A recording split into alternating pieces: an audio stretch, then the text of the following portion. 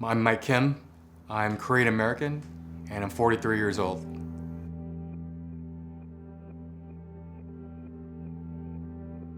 First place we moved when we came from South Korea, I was about 3 or 4 years old, early 80s, and moved to California, and we just started assimilating. And for some reason, my dad wanted to separate away from his family, his brothers and sisters, and eventually moved us out to Texas.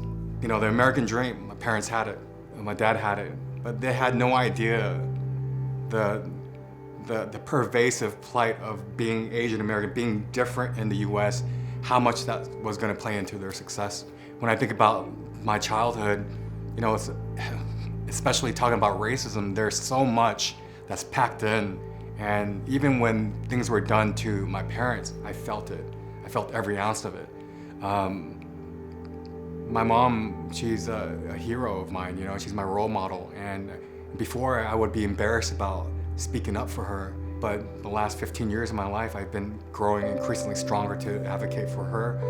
And I still remember a story of going somewhere and she couldn't pull out her money fast enough, right? And the cashier just like making these racial attacks on her. And I just stayed there. And it's just like, I was scared, you know? I was a kid. And my mom was just sitting there and saying, I'm so sorry, and like fumbling with her purse, like her hands were shaking. Knowing how,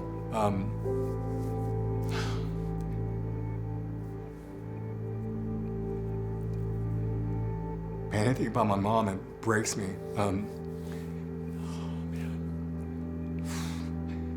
Everyone in the world let us know that we were different.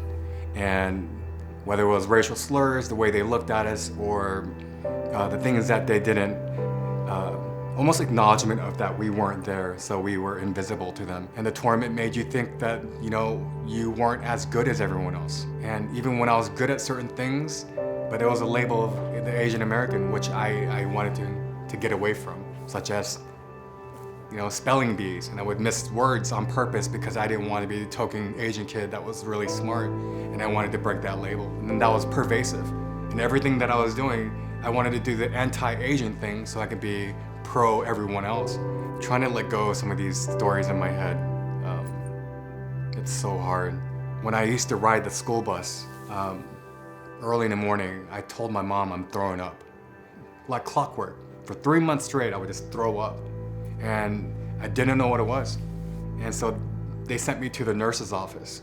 And they said, you're gonna have to miss first period, you're gonna have to wash your jeans here. First period is when all these racial taunts would happen.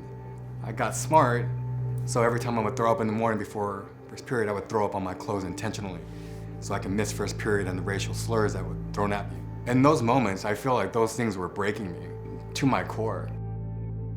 I've always felt so strong and so confident in myself of who I am, who I became, not before, because I was unsure. I'm very proud of being Korean American. I'm proud of being Asian American. And I'm proud of trying to voice my opinion and tell my story. I made a promise to myself that I'm not gonna mute my experience based on making someone else more comfortable.